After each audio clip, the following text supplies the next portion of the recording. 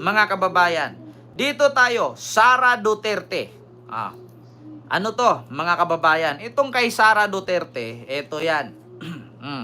Kung natatandaan ninyo mga kababayan, ulitin ko nga sa inyo, bago po lumabas itong faking issue na to, patungkol sa pagkasangkot ni First Lady Lisa, nag-umpisa po ito kay Sara Duterte. Kanina nga, narinig nyo mismo, sabi ni si Claire Castro, mga kababayan, na nagmula po ito. Meron po siyang code. Nagmula ito kay Sara. Gamitin ng Malacanang. Ay una po natin nadinig. Kung di po tayo nagkakamali, ay sa Vice President. Ito yan po natin. Ang content na ito, sa nasabing fake police report, ay una po natin nadinig. Kung di po tayo nagkakamali, ay sa Vice Presidente. Kaya po natin nasabi noon na siya pala ang source ng fake news. Di ba? Kay Sara mismo nang galing bago nalaman na altered ang balita ni Tiglao or ni Roberto Tiglao.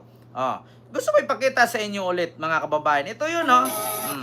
Nung nagkaroon ng drug overdose at merong namatay sa Amerika at nandoon sa loob ng kwarto si First Lady Lisa Marcos at nandoon sa police report, cocaine yung sinasabing nagkalat doon sa kwarto na yon, ay bigla na lang nilang hinila, hinimlang, kinuha, dinukot si Pangulong Duterte. Diba? Kita nyo, mga kababayan? Rastans Executive Paulo Tantoco died of cocaine use. CLA Medical Examiner, sangkot daw si Lisa. According kay Sara. Ngayon, tanungin ko kayo mga kababayan, imposible na walang mga reporters na magtatanong ngayon kay Sara. Actually, ngayon mga kababayan, kakapanood ko lang, mga kababayan, ay meron pong live si Sara ngayon. Ito live si Harry Roque ngayon. Mga kababayan, live si Harry Roque, nagsasalita na naman si Sara. Kaya ngayon mga kababayan, syempre, imposible na walang magtanong, Inday or BP Sara, anong masasabi mo na fake news pala ang pinapakalat na police report? Tignan natin kung ano ang diversionary tactic ni Sara para ilihis niya ang issue. Siya ang unang naglabas dyan. Di ba? Nako, mga kababayan. Ito mga kababayan, tanungin ko kayo. Ano kaya ang isasagot ni Sara dyan? Tapos sasabihin ni Sara yan na hindi siya ang nauuna.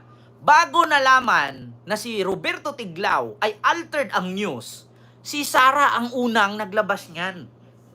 Mula mismo kay si Claire Castro, sabi nga ni Yusik kanina, mismo una nating narinig ito mula sa bunganga ng Vice Presidente, itong issue na to.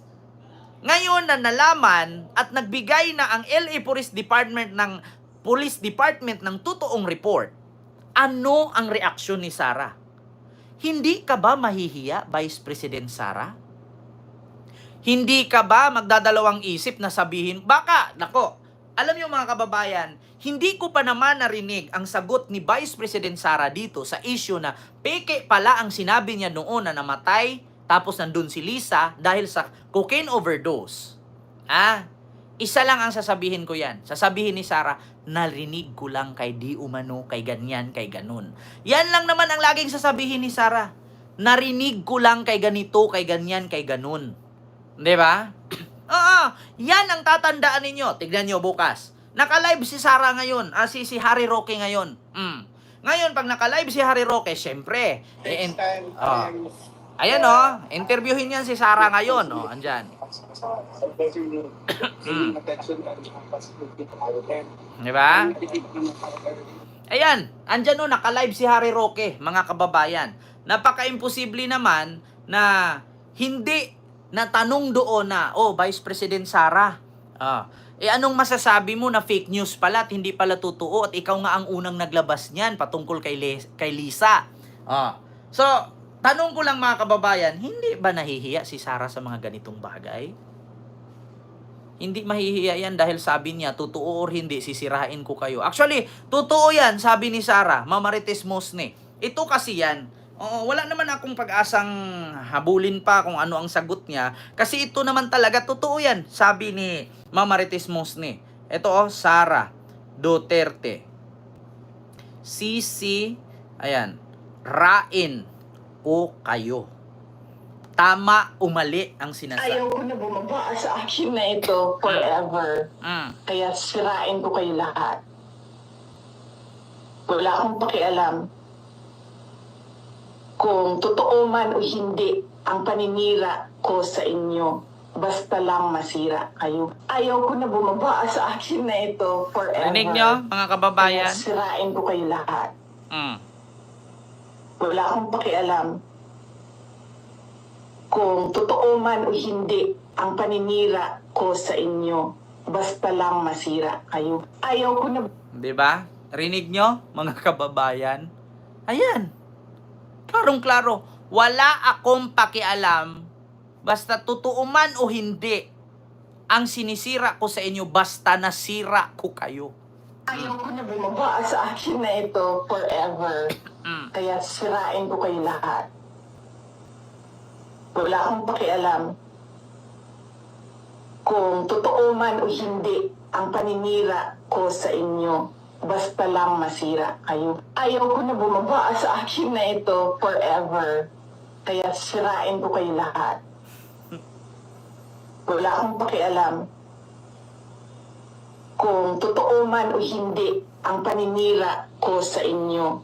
Basta lang masira kayo. Ayaw to lahat ng threat sa power mo.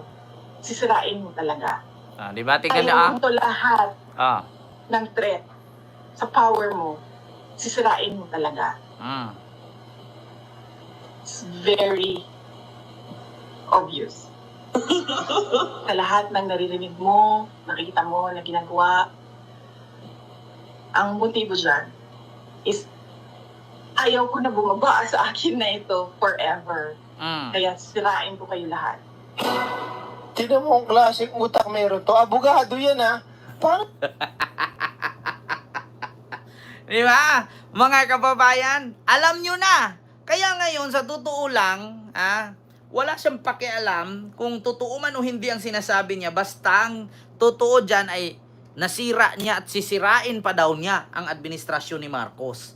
Di ba? So, hindi. Sa totoo lang, mga kababayan, sabihin natin, ito real talk, sabihin natin na hindi siya nahihiya kasi siya yan.